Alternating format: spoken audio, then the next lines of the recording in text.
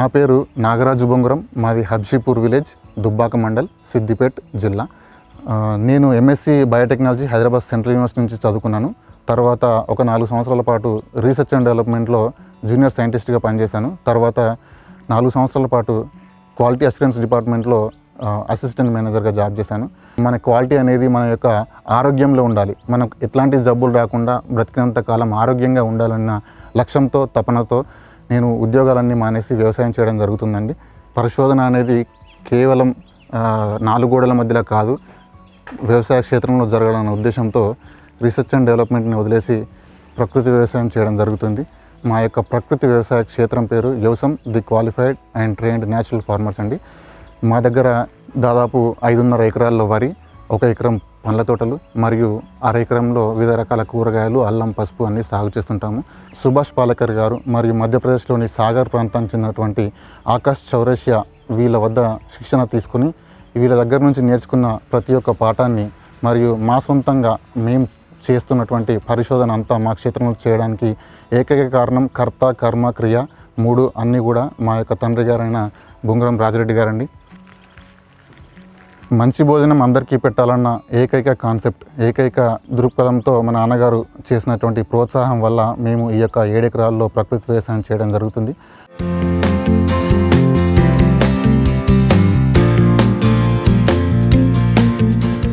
ఇక్కడ నుండి దాదాపు పై వరకు 2 ఎకరాల విస్తీర్ణంలో మనం చూస్తున్నటువంటి వరి పేరు బ్లాక్ రైస్. బ్లాక్ రైస్లో వెరైటీ కాలబట్టి. ఇది వచ్చేసి కొద్దిగా లావు రకం, పొడుగు గింజ. మరియు అటువైపు కనుక చూసుకున్నట్టయితే గ్రీన్ కలర్లో ఉన్నటువంటి వరి కూడా బ్లాక్ రైసే. బ్లాక్ రైస్లో ఆ వెరైటీ పేరు బర్మా బ్లాక్. అది సన్నం గింజ. సో సన్నం గింజ మరియు పొడుగు రకం. ఇక్కడ 4 ఎకరాల్లో సాగు అవుతున్నటువంటి బ్లాక్ రైస్, ఈ బ్లాక్ రైస్ యొక్క విశిష్టతలు ఏంటంటే దీంట్లో యాంటీ ఆక్సిడెంట్స్ ఎక్కువ ఉంటాయి, ఫైబర్ ఎక్కువ ఉంటుంది, మరియు పీచు పదార్థం ఎక్కువ ఉండడం వల్ల డైజెషన్ మంచిగా అవుతుంది. ఈ బ్లాక్ రైస్ అనేది క్యాన్సర్, హార్ట్ అటాక్స్ మరియు ఇతరత్ర అనారోగ్య సమస్యల నుంచి చాలా కాపాడుతుంది. పూర్వం అందరూ ఇవే తినేవాళ్ళు, కాకపోతే హరిత విప్లవం కారణంగా అవన్నీ కనుమరుగైపోయి హైబ్రిడ్ విత్తనాలు వచ్చాయి.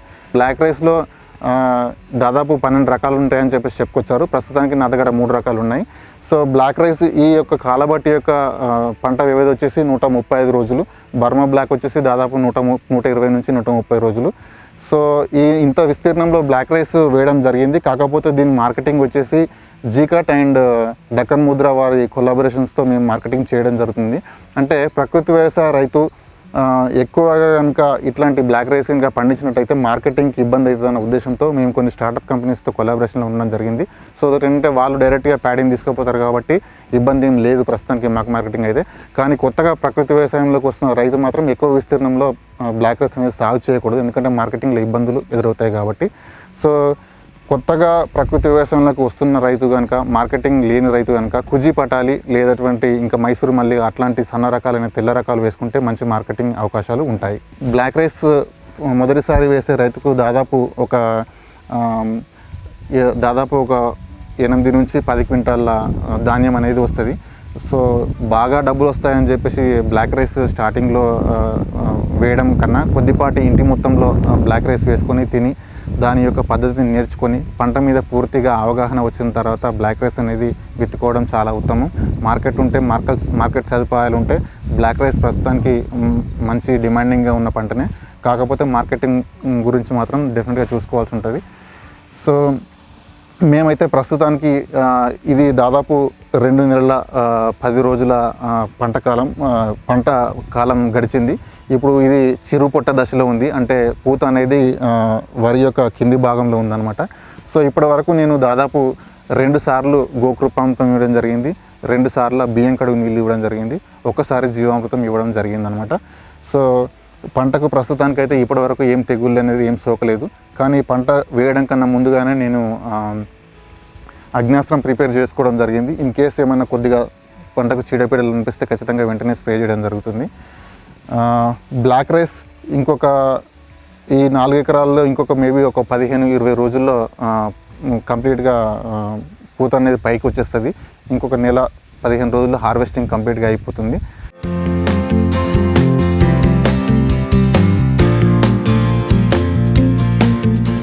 మా వ్యవసాయ క్షేత్రంలో భాగంగా మేము ఇక్కడ సుభాష్ పాలేకర్ గారి 5 అంచెల పద్ధతిని కొద్దిగా మాడిఫై చేసి మా యొక్క పంటలకు అనుగుణంగా ఇక్కడ వేయడం జరిగింది. దీంట్లో దాదాపు అన్ని అంతర పంటలు, మిశ్రమ పంటలు సాగు చేయడం జరుగుతుంది. సో దీంట్లో భాగంగా మేము ఏం చేస్తామంటే ఒక ఎకరం స్థలంలో బెడ్స్ ఏర్పాటు చేయడం జరిగింది. బెడ్స్ ఎలాగంటే ఇక్కడ నుంచి ఒక బెడ్, ఇక్కడ ఒక బెడ్, ఈ బెడ్కు దాదాపు 9 అడుగుల విస్తీర్ణంలో ఒక్కొక్క బెడ్ ఏర్పాటు చేయడం జరిగింది. దాదాపు ఒక ఎకరం స్థలంలో 30 బెడ్లు ఏర్పాటు చేయడం జరిగింది. ఒక్కొక్క బెడ్ పైన మనం చూసుకున్నట్టయితే ప్రతి ఒక్క 4.5 అడుగుల యొక్క వ్యవధిలో ఒక కొలంబో కంది, ఒక మునగ, ఒక సీతాఫల్, ఒక మునగ, అలా ప్రతి ఒక్క బెడ్కు ఒక్కొక్క ప్రధాన పంటను ఎంచుకొని దాంట్లో తొందరగా కాపుకు వచ్చేటువంటి పంటలైన కంది పంటలు, మునగ పంటలు ఎంచుకోవడం జరిగింది.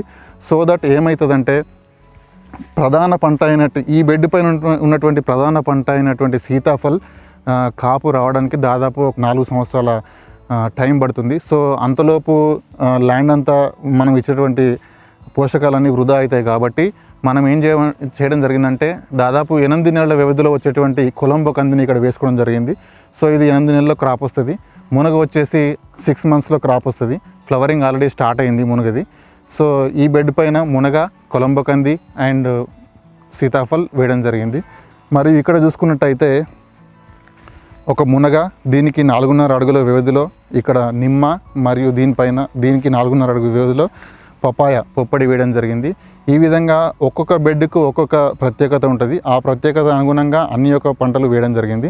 మెయిన్గా వచ్చేసి ప్రతి ఒక్క 36 ఫీట్లు అంటే 36 నుంచి 40 ఫీట్ల వ్యవధిలో ఒక ప్రధాన మొక్కను వేసుకోవడం జరిగింది. ప్రధాన మొక్కలు ఏంటంటే మామిడి, సపోటా ఇట్లాంటి పెద్ద చెట్లను 40 ఫీట్లకు ఒకటి వేయడం జరిగింది. ఎందుకంటే అవి పెద్దగైన తర్వాత చాలా విస్తీర్ణాన్ని ఆక్రమించుకుంటాయి కాబట్టి ఆ యొక్క విస్తీర్ణం మరి వేరే చెట్లకు పోటీ కాకూడదు కాబట్టి ప్రధాన మొక్కలన్నింటినీ 40 అడుగుల దూరంలో వేయడం జరిగింది. సో ఏమవుతుందంటే ఇక్కడ మన కొలంబో కంది 8 నెలలు, దాదాపు 8 నుండి 10 నెలల్లో ఇది ఖాళీ అయిపోతుంది. మన మునగ వచ్చేసి 7-8 మంత్స్ నుంచి ఫ్లవరింగ్ అండ్ ఫ్రూటింగ్ స్టార్ట్ అయ్యి దాదాపు 3 సంవత్సరాల మునగ అయిపోతుంది. నెక్స్ట్ వచ్చేసి ఇక్కడ పపాయ వచ్చేసి దాదాపు సంవత్సరం నుండి ఖాతాకు వచ్చేసి 2 సంవత్సరాల పపాయ అయిపోతుంది. సో తొందరగా అయిపోయే పంటలు ఏవైతే ఉన్నాయో అవి అయిపోయిన తర్వాత 2 లేదా 3 సంవత్సరాల గ్యాప్ తర్వాత ఇవి తీసేస్తాం. కాబట్టి అప్పటి వరకు 2-3 సంవత్సరాల వరకు ఇక్కడ ఉన్నటువంటి ప్రధాన పంట అయినటువంటి నిమ్మ కానీ, ఇక్కడ ఉన్నటువంటి ప్రధాన పంట అయినటువంటి సీతాఫల్ కానీ ఇవి పెద్దగా అయిపోతాయి. కాబట్టి ఆ యొక్క ప్లేస్ అనేది ఈ మొక్క అనేది ఆక్రమించుకుంటుంది. సో దట్ ఏంటంటే అంతలోపు వీటిపైన ఆదాయం రావడం జరుగుతుంది, కంది పైన కానీ మునగ పైన కానీ. సో దాంట్లోనే భాగంగా మనము ఇక్కడ డ్వార్ఫ్ కోకోనట్ అనేది ప్లాంట్ని వేయడం జరిగింది. ఈ మొక్క వచ్చేసి చిన్నగానే ఉంటుంది. దాదాపు ప్లాంటేషన్ చేసిన తర్వాత 3 సంవత్సరాల వరకు ఇది క్రాప్కి వస్తుంది. దీని యొక్క కాయలు అనేటువంటివి భూమిపైనే ఇక్కడే కాయలు అనేది వస్తాయి. దాదాపు ఇంత హైట్లోనే పెరుగుతుంది మొక్క, ఎక్కువ ఎత్తుకు పెరగదు. సో ఈ యొక్క మొక్కలను, ఈ యొక్క పండ్ల చెట్లను మనము సంగారెడ్డి గంగా నర్సరీ నుంచి తీసుకురావడం జరిగింది. ప్రకృతి వ్యవసాయంలో భాగంగా ఈ యొక్క ఫ్రూట్ ఫారెస్ట్లో దాదాపు ఒక 15 రకాల పండ్ల చెట్లను కేవలం అడవిలో ఏ విధంగా సహజంగా పెరుగుతాయో అదే విధంగా సహజ సిద్ధంగా పండ్లను పెంచడం జరుగుతుంది. సో ఇది వచ్చేసి కమలా పండు అండి. సో ఈ కమలా పండు వచ్చేసి మనం ప్లాంట్ తీసుకొచ్చినప్పుడే ఇది పూత దశలో ఉంది. ఆల్రెడీ 2 కాయలు కూడా కాసేసాయి. సో నెక్స్ట్ వచ్చేసి ఇక్కడ అల్ల నేరేడు చెట్టు.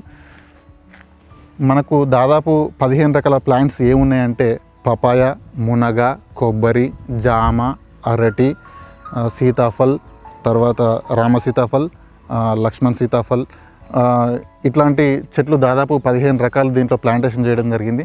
ఈ చెట్లను ప్లాంటేషన్ చేసి దాదాపు 6 నెలల సమయం అయింది. సో ఇప్పుడిప్పుడే చెట్లు కొన్ని ఫ్లవరింగ్కి వస్తున్నాయి, మరికొన్ని ఏమో ఇప్పుడు భూమికి, వాతావరణానికి అలవాటు పడుతున్నాయి.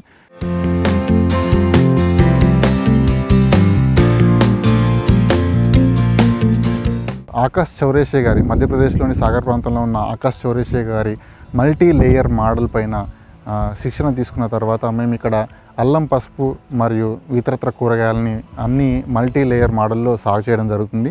సో ఇక్కడ చూసుకున్నట్టయితే మనం ఏం జరిగిందంటే ఫస్ట్ మనము ఈ యొక్క భూమిపైన ఈ మట్టిని బెడ్స్ రూపంలో కొంచెం హైట్ లెవెల్లో చేసుకోవడం జరిగింది. చేసుకున్నటువంటి బెడ్స్ దాదాపు ఒక 2 ఫీట్లకు ఒక బెడ్ని తయారు చేసుకోవడం జరిగింది. దాంట్లో అల్లం మరియు పసుపు అంతర మరియు మిశ్రమ పంటల రూపంలో ఒక బెడ్ అల్లం, ఒక బెడ్ పసుపు రూపంలో పెట్టడం జరిగింది. ఏదైతే మనం అల్లం సాగు చేస్తున్నామో వాటిపైనే ఆకుకూరలు లేదటువంటి మన కొత్తిమీర ఇట్లాంటివి అధిక సాంద్రతలో వేయడం జరిగింది. సో దట్ ఏమైందంటే మనకు ఫస్ట్ కొద్ది రోజుల పాటు గడ్డికి బదులుగా ఆకుకూరలు అనేటువంటివి మొలుస్తాయి. సో గడ్డి తీసేయడానికి బదులుగా మనం ఆకుకూరలు కనుక తీసి మార్కెట్లో అమ్మగలిగినట్టయితే మనకు గడ్డి రాదు, ప్లస్ ఏంటంటే కలుపు నివారణ చర్యగా జరుగుతుంది. ఇప్పుడు ఇక్కడ మొలిచినటువంటి ఆకుకూరలు అనేటువంటివి లివింగ్ మల్చ్గా ఉపయోగపడి ఈ లివింగ్ మల్చ్ మనం తీసేసి మార్కెట్లో అమ్మేసినట్టయితే కనుక ఈ ఆకుకూరలకు కూడా డబ్బులు వస్తాయి. సో ఫస్ట్ ఏంటంటే మొదటగా ఆకుకూరలు వస్తాయి. ఆకుకూరలను తీసేసి తర్వాత దాదాపు ఒక 20 రోజులు లేదా నెల రోజులకు అప్పుడు భూమి లోపల మనం నాటుకున్నటువంటి పసుపు కానీ తర్వాత అల్లం కానీ ఇవి మొలకెత్తడానికి ప్రయత్నం చేస్తాయి. సో దాదాపు ఈ అల్లం పంటేసి ప్రస్తుతానికి ఒక 6 నెలలు వస్తుంది. సో దీన్ని వచ్చేసి మనము మిడ్ సమ్మర్లోనే దాదాపు ఏప్రిల్ మే మంత్లోనే టోటల్గా పైన షేడ్ నెట్ వేసేసి దాని కింద అల్లం, పసుపు మరియు అన్ని ఆకుకూరలు వేయడం జరిగింది. సో ఏంటంటే మనము అందరికన్నా ముందుగా మన పంటని కనుక వేసినట్టయితే కనుక మన పంట అనేది కనుక అందరికన్నా ముందు మార్కెట్లోకి వచ్చినట్టయితే కనుక మంచి ధర లభిస్తుంది అనే ఉద్దేశంతో మనం ముందుగా ఈ అల్లం పసుపును ప్లాంటేషన్ చేయడం జరిగింది. సో దట్ ఇంకొకటి ఏంటంటే ఎప్పుడైనా ఫిబ్రవరి ఆ ప్రాంతంలో షేడ్ నెట్ వేసుకొని కనుక మనం కనుక ఆకుకూరలు వేసినట్టయితే కనుక ఆ ఆకుకూరలన్నీ కూడా మనకు దాదాపు ఎండాకాలం మధ్య ప్రాంతంలో అంటే ఏప్రిల్ మే నెల మధ్యలో కనుక మనకు ఆకుకూరలు కనుక అందినట్టయితే అవి కనుక మనం మార్కెట్ కనుక సప్లై చేయగలిగినట్టయితే కనుక ఆకుకూరలు ఆ టైంలో ఎక్కువగా డిమాండ్ ఉంటాయి, రేట్ ఎక్కువ ఉంటుంది కాబట్టి సో అధికంగా మనం ఆదాయాన్ని ఆకుకూరల నుండి తీసుకోవచ్చు. సో ఆ విధంగా ఆకాష్ చౌరసి గారు ఈ యొక్క మల్టీ లేయర్ మోడల్ అనేటువంటి దాన్ని వాళ్ళు క్రియేట్ చేయడం జరిగింది. సో అందులో భాగంగానే మనం ఇక్కడ వేసుకున్నటువంటి మల్టీలేయర్ మోడల్లో పసుపు కానీ అల్లం కానీ ఆకుకూరలు అన్నిటిని సిద్ధం చేస్తున్నాము. సో దీనికి మనం పూర్తిగా పంపించేటువంటి సొల్యూషన్లు వచ్చేసి గోకృపామృతం మరియు పుల్లటి మజ్జిగ, ఏదైతే మనము ఆవు పాల నుంచి తయారు చేస్తామో ఆ పుల్లటి మజ్జిగ మరియు ఫిల్టర్ చేయబడినటువంటి జీవామృతం. సో మనం ఇక్కడ నాటుకున్నటువంటి అల్లం వచ్చేసి ఇది లోకల్ అల్లం అనమాట. ఇది విత్తనం మా దగ్గరదే. ఇంతకుముందు గత 2-3 సంవత్సరాలుగా మనం చేస్తున్నటువంటి ఈ అల్లం యొక్క విత్తనాన్ని మేమే కాపాడుకుంటూ ఆ విత్తనాన్ని మళ్ళీ మేము ప్లాంటేషన్ చేయడం జరుగుతుంది. ఈ పసుపు కూడా మనం మన దగ్గర పసుపే, ఇక్కడ నుంచి బయట నుంచి కొనుక్కరావడం జరగదు. ఎందుకంటే ఈ మనం సేంద్రియంగా సాగు చేస్తున్నటువంటి ఈ యొక్క విత్తనాన్ని మనం నాటుకున్నట్టయితే కనుక మనం బయట నుంచి రావడం లేదు కనుక మనం అటు నుంచి మళ్ళీ కెమికల్స్ని మన భూమిలోకి మన ఆహారంలోకి రానివ్వకుండా ఉంటాం. కాబట్టి విత్తనం మాత్రం ఖచ్చితంగా మన విత్తనం మనమే తీసుకోవాలి, మన విత్తనాన్ని మనమే నాటుకోవాలి. మనం సహజ పద్ధతుల్లో అన్ని రకాల కూరగాయలని మరి దేశీ విత్తనాలని సాగు చేసుకున్నట్టయితే మన ఆరోగ్యం బాగుంటుంది. Plus at the same time మనం ఈ క్రాప్ని కనుక కమర్షియల్లో బయట సేల్ చేసినట్టయితే కనుక ఈ సహజంగా పెరిగినటువంటి క్రాప్కి కూడా బయట మంచి ఆదరణ లభిస్తుంది. ఒకటే రైతులు గమనించాల్సింది ఏంటంటే మార్కెట్లో ఏ పంట డిమాండ్ ఉంది, ఏ పంటకు మంచి ఆదరణ లభిస్తుంది, మార్కెట్కి తీసుకెళ్ళినట్టయితే మంచి ధర ఏది పలుకుతుంది అన్న అంశం పైన ఎక్కువ కేంద్రీకరిస్తే ధరను కనుక మనం నిర్ణయించగలిగితే, మనం ధర నిర్ణయించేటువంటి పంటలు వేయగలిగినట్టయితే ఆ ప్రొడ్యూస్ యొక్క మార్కెట్లోకి డిమాండ్ ఉన్న దాన్ని మనం పండించగలిగితే మంచి సక్సెస్ఫుల్ ఫార్మర్గా అవ్వగలుగుతారనేది నా యొక్క ఉద్దేశం. సో ఇదొకటి ఏంటంటే తక్కువ భూమిలో ఎక్కువ పంటను తీయాలనేది ఒకటే ఒక కాన్సెప్ట్. ఎందుకంటే ఎకరాల భూమి చేస్తూ దాంట్లో ఇప్పుడు మనకు మ్యాన్ పవర్ కూడా చాలా తక్కువైపోయింది, ఎవరు పని చేయట్లేదు. సో కూలీల కొరత ఎక్కువైపోయింది కాబట్టి ఉన్న కొద్దిపాటి స్థలంలోనే ఉన్న 2-3 గుంటల్లోనే ఎక్కువ రకాల పంటలను అదే ప్లేస్లో సాగు చేయాలన్న ఏకైక ఇంటెన్షన్తో తయారు చేయబడినటువంటి మల్టీ లేయర్ మోడల్ని మనం యూజ్ చేసుకోవడం జరుగుతుంది. సో ఎన్ని రకాల కూరగాయలు పండించాలన్నా, ఎన్ని రకాల పంటలు పండించాలన్నా అధిక సాంద్రతలో పండిస్తే కనుక కలుపు నివారణకు ఒక మార్గం మనకు కనబడుతుందన్న ఉద్దేశంతో అధిక సాంద్రతలో మనము పంటలను సాగు చేయడం జరుగుతుంది. సో అధిక సాంద్రతలో చేసేటప్పుడు మనము కలుపును నివారించడానికి మనం విత్తనాలను బాగా ఎక్కువగా వేసుకోవడం జరుగుతుంది. So 2 layer, 3 layer, 4 layer, 5 layer ఇలా లేయర్ ఫార్మింగ్, అంచెల పద్ధతులు కనుక మనం అవలంబించినట్టయితే కనుక మనం మార్కెట్లో మంచి డిమాండ్ ఉన్న ఫార్మర్గా ఎదగొచ్చు అనేది ఏకైక ప్రధాన లక్ష్యంగా మనం ఇక్కడ ముందుకు సాగడం జరుగుతుంది.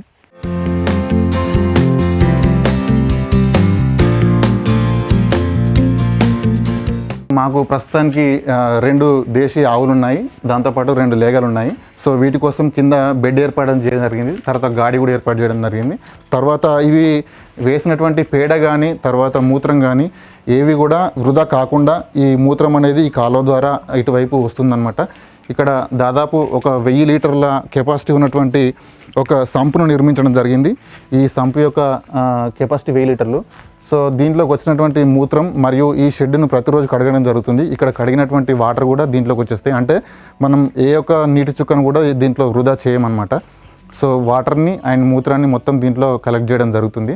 కలెక్ట్ చేసిన తర్వాత ఈ ట్యాంక్ ఒకసారి ఫుల్ అయిన తర్వాత ఇక్కడ ఉన్నటువంటి మోటార్ సహాయంతో దీన్ని పంపించుకోవడం జరుగుతుంది. ఇక్కడ నుంచి 1000 లీటర్ల మూత్రం దాదాపు అక్కడ ఫీల్డ్ దగ్గర ఉన్నటువంటి జీవామృతం ట్యాంక్ దగ్గరికి వెళ్ళడం జరుగుతుంది. అక్కడ జీవామృతం, గోకృపామృతం లాంటి మనం ఫీల్డ్కు పంపించేటువంటి ద్రావణాలు తయారు చేయడం జరుగుతుంది.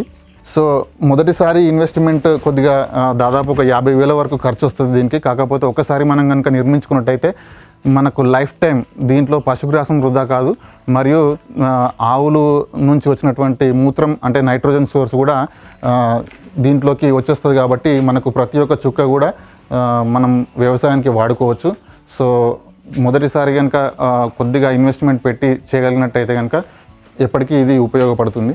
పశువుల షెడ్లో ఉన్నటువంటి 1000 లీటర్ల సంపులో నుంచి ఆవు మూత్రం అనేది ఈ పైప్ లైన్ ద్వారా ఆ వాటర్లోకి వెళ్ళిపోతుంది, బోర్ వాటర్తోకి వెళ్ళిపోతుంది. అదేవిధంగా మనము దాదాపు ఒక 10 లీటర్ల ఆవు మూత్రం ఇక్కడ కలెక్ట్ చేసుకుంటాం అన్నమాట. సో కలెక్ట్ చేసుకున్నటువంటి ఆవు మూత్రానికి ఆవు పేడ కలిపి శనగపిండి కానీ ఏదైనా ద్విదళ బీజ పిండి మరియు బెల్లం కలిపి ఇక్కడ జీవామృతం తయారు చేయడం జరుగుతుంది. ఇక్కడ వారం రోజుల్లో తయారైన జీవామృతం 500 లీటర్ల కెపాసిటీ ఉన్న జీవామృతం ఇక్కడ ఉన్నటువంటి వెంచురీ ద్వారా వాటర్తో పాటుగా లోపలికి వెళ్ళిపోవడం జరుగుతుంది. సో ప్రతి 4 మడ్లకు ఒక అప్లిఫ్ట్ పెట్టడం జరిగింది. సో 2 వైపులా వాటర్ పంపింగ్ జరుగుతుంది అనమాట. మొత్తం అప్లిఫ్ట్లు. సో మొత్తం ఉన్నటువంటి 7 ఎకరాల పొలానికి ఎట్ ఏ టైం ఈ ట్యాంక్ నుంచి మనకు జీవామృతం కానీ గోకృపామృతం కానీ ప్రస్తుతం ఉన్నటువంటి బియ్యం కడుగు నీళ్ళు కానీ ఏదైనా కషాయాలు కానీ ఏవి పంపించాలనుకున్నా ఇక్కడ నుంచే డైరెక్ట్గా ఫీల్డ్కి వెళ్ళడం జరుగుతుంది. అంటే ఇక్కడ చేసుకున్నటువంటి అరేంజ్మెంట్ ద్వారా రైతుకు అనేది శ్రమ అనేది చాలా తగ్గుతుంది. దీని యొక్క మెయిన్ ఇంటెన్షన్ వచ్చేసి రైతుకు శ్రమ తగ్గించాలి. ప్రతిసారి పొలంలో దిగి రైతు కష్టపడడం ఇబ్బందిగా మారుతుంది. కాబట్టి ఈ ట్యాంక్ ఒకటి వెంచురీ సిస్టమ్ అరేంజ్ చేయడం జరిగింది. ఇదైతే చాలా సులభంగా ఉంటుంది రైతులకు, మెయిన్గా ప్రకృతి వ్యవసాయ రైతులకు ఇది చాలా అందుబాటులో మరియు అనుగుణంగా ఉంటుంది. ఈ యొక్క వెంచురీ సిస్టమ్ వచ్చేసి ఇక్కడ నుండి ఈ పార్ట్ వరకు మొత్తం అసెంబ్లీ వచ్చేసి 8,000 రూపాయలు ఖర్చు అయింది. దీన్ని మేము సిద్దిపేట మనకు ఎలక్ట్రికల్ షాప్ వాళ్ళ నుంచి తీసుకోవడం జరిగింది. అయితే ఈ యొక్క వెంచురీ సిస్టంలో ఉపయోగాలు చాలా ఉంటాయి, కానీ దీనిలో సబ్సిడీలు, గవర్నమెంట్ సబ్సిడీలు అట్లాంటివి ఏమి ఉండవు. సొంత ఖర్చుతో తీసుకొని రావడం జరిగింది. కానీ అంటే మొదటిసారి ఒక 8,000 రూపాయలు ఖర్చు పెడితే మనకు వర్క్ అనేది ఈజీగా అయిపోతుంది, ప్లస్ ఈ పర్మనెంట్గా పనిచేస్తుంది. కాబట్టి ఈ వెంచురీ సిస్టమ్ అనేది రైతులకు చాలా ఉపయోగకరంగా ఉంటుంది. ఇప్పుడు మనం ఇక్కడ చూస్తున్నటువంటి ఈ సొల్యూషన్ పేరు గోకృప అమృతం. దీన్ని మనకు గోపాల్భాయ్ సుతారియా గారు గుజరాత్ నుంచి పరిచయం చేయడం జరిగింది. దీనిలో దాదాపు 72 రకాల సూక్ష్మజీవులు, పంటలకు ఉపయోగపడేటువంటి సూక్ష్మజీవులు దీంట్లో ఉంటాయి. సో నైట్రోజన్ కానీ, ఫాస్ఫరస్ కానీ, పొటాషియం కానీ లేదా ఇతరత్ర మైక్రో ఎలిమెంట్స్ మొక్కలకు సప్లై చేసేటువంటి ప్రతి ఒక్క బ్యాక్టీరియా దీంట్లో ఉండడం జరుగుతుంది. సో ఈ యొక్క సొల్యూషన్ని కనుక మనము ఒక దాదాపు వారం రోజులకు ఒకసారి కనుక ఇచ్చినట్టయితే పంటలు ఏపుగా పచ్చగా చాలా ఎక్కువ కాలం ఉండడం జరుగుతుంది. సో ఈ సొల్యూషన్ని దాదాపు రైతులు ఎవరైనా మా క్షేత్రానికి వస్తే వాళ్ళందరికీ ఉచితంగా సప్లై చేయడం జరుగుతుంది. ఈ వీడియో మీకు నచ్చితే లైక్ చేయండి, ఇతరులకు షేర్ చేయండి. వీడియోపై మీ అభిప్రాయాన్ని కామెంట్ రూపంలో తెలపండి. మరిన్ని వ్యవసాయ వీడియోల కోసం రైతు నేస్తం యూట్యూబ్ ఛానల్ ని సబ్స్క్రైబ్ చేయండి. పక్కనే ఉన్న గంట సింబల్ నొక్కి నోటిఫికేషన్స్ ద్వారా తాజా వీడియోల సమాచారం పొందండి.